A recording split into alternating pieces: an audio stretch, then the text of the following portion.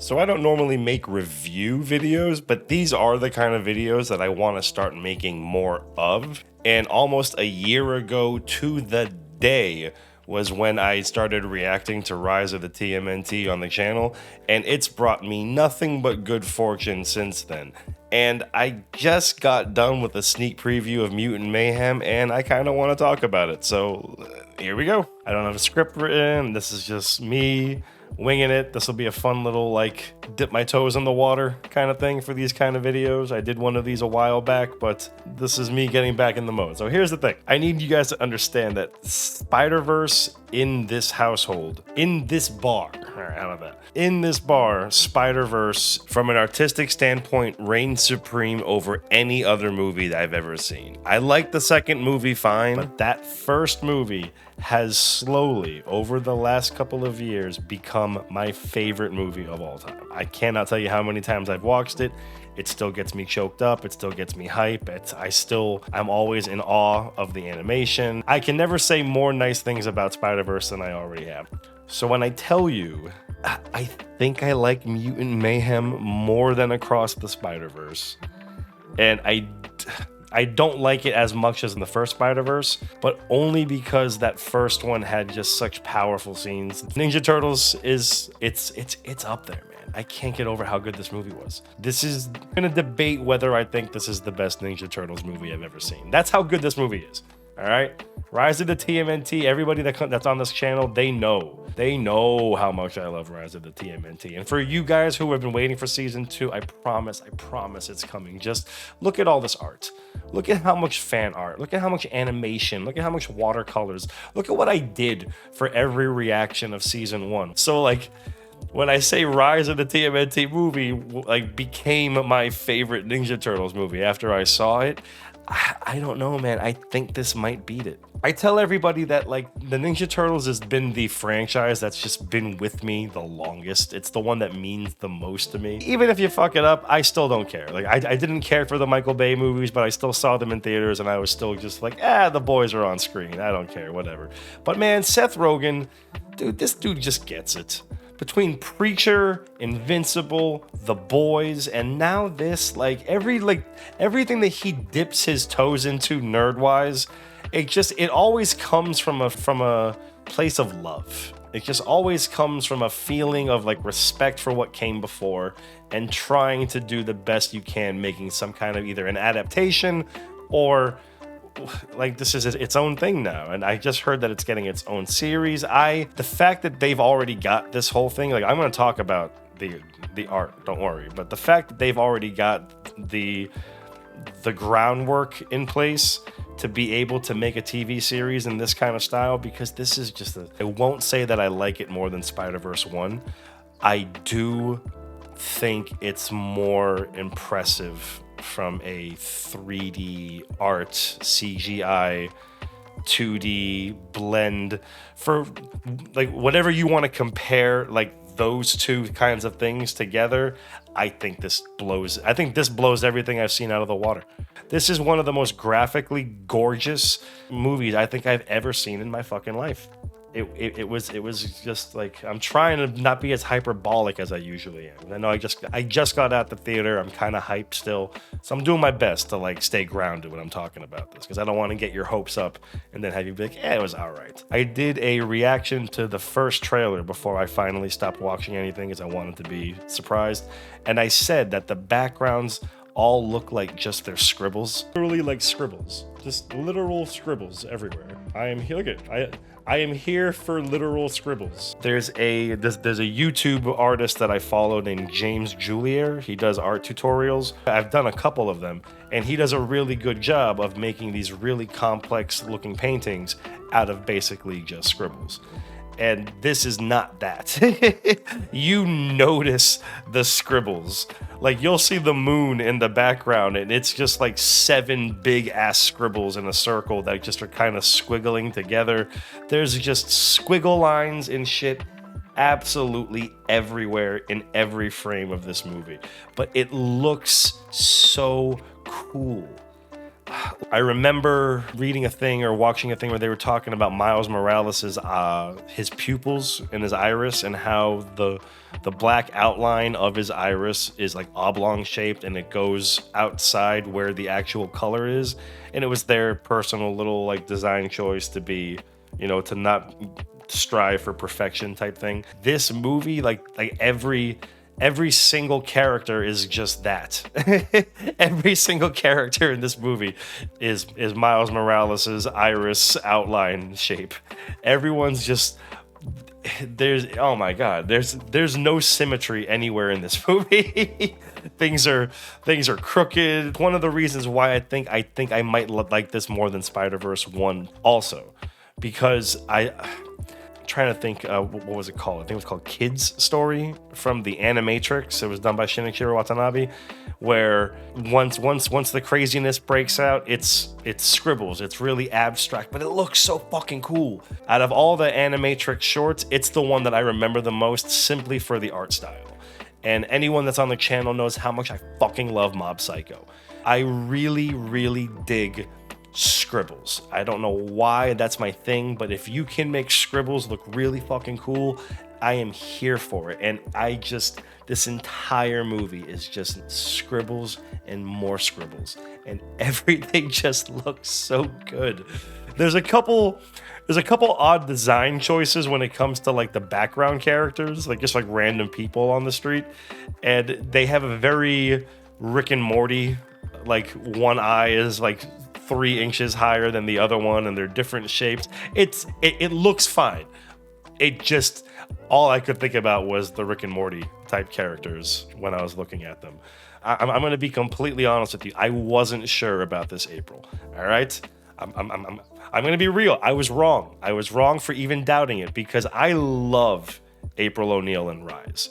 April O'Neil in Rise is probably my favorite April O'Neil, and this one does have a lot of April O'Neil from Rise vibes. Like, there's a lot going to her. I haven't started season 2 of Rise yet, so I don't know how April and the Turtles met in Rise. I totally believe this as their first encounter. I saw the clip of her bringing them to the high school, or maybe it was a storyboard that got leaked. I can't remember what it was, but either way, I saw that scene and I was like, yeah, whatever. In the context of the rest of the movie, it hits better, it looks better, everything about it is just great. The voice actors. So I don't know any of the kids' names, but all of them crushed it. Leo probably being the most normal sounding, like when you think of what Leo would sound like that's kind of what I feel like. Mikey was kind of a standout for me. I don't know, there's something about him.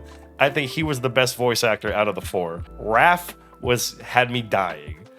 Donnie was perfect when it comes to him being a young teenage dork. It was just weird to hear such a high pitch. Like, everyone else has a fairly teenager-y sounding voice. Donnie sounds like he might be 10, but it still kind of works just because he's a dork, so it kind of lends itself to like the kind of vibe that he gives off. It sounds really fucking stupid to say.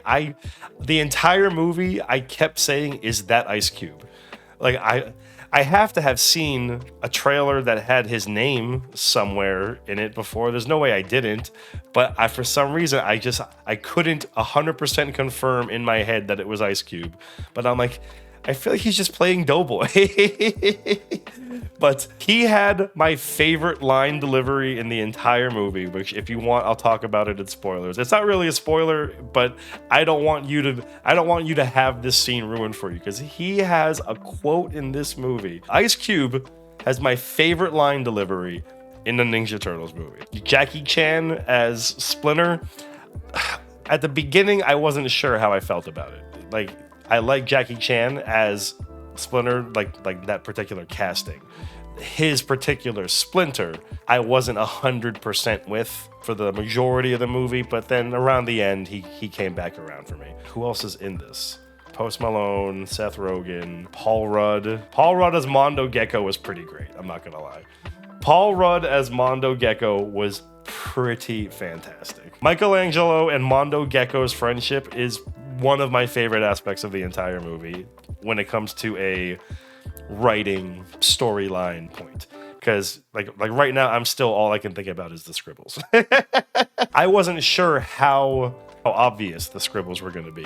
I leaned over to my friend before we started watching the movie. I wasn't sure if he was going to notice it, so I wanted to tell him ahead of time, like, hey, like, freaking, when you're watching the movie, look in the background for scribbles. Within like 30 seconds of the movie, he looked over at me and just goes, scribbles. Maya Rudolph, fine.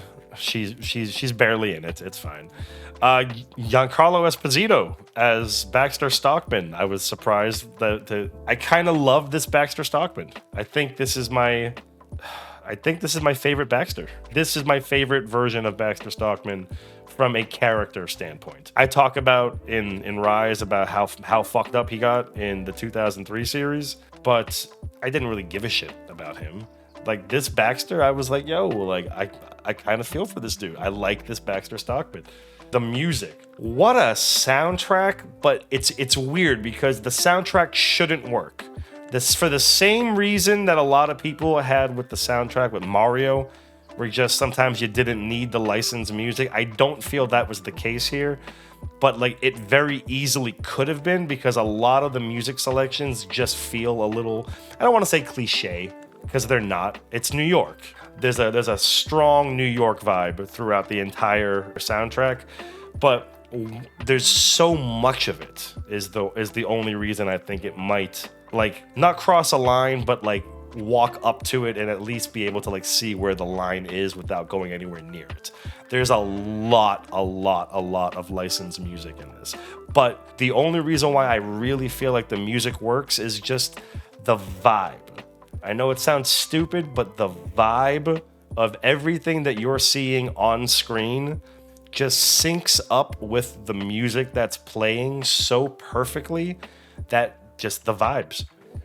There's one particular song that I was howling. Again, not going to spoil it for you. There was one song in particular that might have been like, it's not a cheap nostalgia, pop culture, meme reference kind of thing, because I've just never, ever seen it in any other type of pop culture. And the fact that it was the entirety of the song. I thought maybe we were going to get a couple of snippets of it, but they just played the entire fucking song. And it was just one of the best scenes in the movie. The actual, like, the original soundtrack that I know it's Trent Reznor, and I don't know who Atticus Ross is, but the actual composed music by Trent Reznor and Atticus Ross has a very synth-wavy kind of vibe to it, but it's a very chill. It's a very, very chill, kind of felt like Infinity Train? Yeah, I guess kind of a little bit like Infinity Train. One scene in particular when Splinter is telling the story of why he doesn't trust people, and it's him in like Times Square with the kids. You can see it in the trailer. It's a really beautiful scene. It doesn't last very long, but it's a really, really like it was probably the most beautiful moment in the entire movie, but it didn't last long enough to like really leave too much of an impact. But just I remember during that scene, the music really like tying it all together. The fights are fantastic. Anyone that, again, that if you're here on the channel, you know how much I love Rise. The Rise fights are immaculate. The most anime-ass friggin' fight scenes I think America's ever produced. The fights in this are different, where they're very, not choreographed, because that doesn't make sense. They're CG characters, but they're just very meticulous. Same way that I've watched Spiderverse a million fucking times to like catch all the little things. I can't wait to watch these fight scenes again, because I feel like these fight scenes, there's just so much going on. Again, I don't get like this for many things. I really, really don't. Ninja Turtles just always gets me fucking hype. And if you had and good fight scenes in Ninja Turtles, The fights in the 87 cartoon, nothing. Like the fight scenes in 2003 were fine. Fights in the movies were all, you know, they're fucking Jim Henson puppets. They probably weigh 1,000 pounds. So between 2012, Rise, and now this, man, we're just eating ever since Nickelodeon took over. I can't believe I'm saying that. Ever since Nickelodeon took over from Ninja Turtles, we've had some of the sickest fucking fight scenes. Tiger Claw versus the Ninja Turtles is one of my favorite fucking fight scenes of all time. All the fights in this movie are on the same level as Tiger Claw versus the Turtles. There's one in particular that like it's a montage fight scene, if that makes any sense. It's a montage where we're just cutting back and forth in between every fight, and the way that it syncs up is just so chef's kiss. I can't even describe it to you. I told my friends, I said that this one fight scene was worth the price of admission. I'm like, this is stupendous. The very, very, very first fight scene, because again, this isn't a spoiler. They're just starting out. The very first time that they actually fight is, I'm running out of words that don't sound hyperbolic. It's a perfect first fight. It is an absolutely perfect first fight for these 15, 16-year-old kids to be fighting bad guys. It works from the start to finish. It's a joy to watch. Perfect. You know what? Here's the perfect way to describe it. The very first fight scene of Teenage Mutant Ninja Turtles Mutant Mayhem feels like this is big for me to say. You know that scene in The Incredibles when Dash is running on the water and he looks down and he can't believe how much, like, oh my God, this is crazy. I can't believe I'm doing this. And he just smiles and you just smile with him. Imagine that feeling for like 5 minutes straight. And that's the first fight scene in this movie. It's a experience. If you love Ninja Turtles, it is such a fun little experience to get to go through. Fuck, man. All right, I'm sorry. I'm still trying to like place my thoughts, trying to get everything out. I feel like that's enough, man. It's been 20 minutes I've been talking about this. If you're on the channel and you just wanted to get hype, if you just wanted to know whether or not I liked it and whether you should get hype for it before it comes out in a couple of days, yes. If you were a Rise fan and you're sad that they announced Mutant Mayhem series and you wanted Rise, listen, you're gonna have to get over that. I want a million seasons of if they can do a movie every couple of years with the seasons in between to like tie them together, that's sick as fuck. That's a really cool idea in a way that Marvel has been trying to do, like, and failing miserably at it. I feel like Turtles could probably pull this off. So if you're here, if you know what a Turtles fan I am, if I'm just one of the first ones that pop up on YouTube and you decide to give me a chance, yes, get hyped for this movie.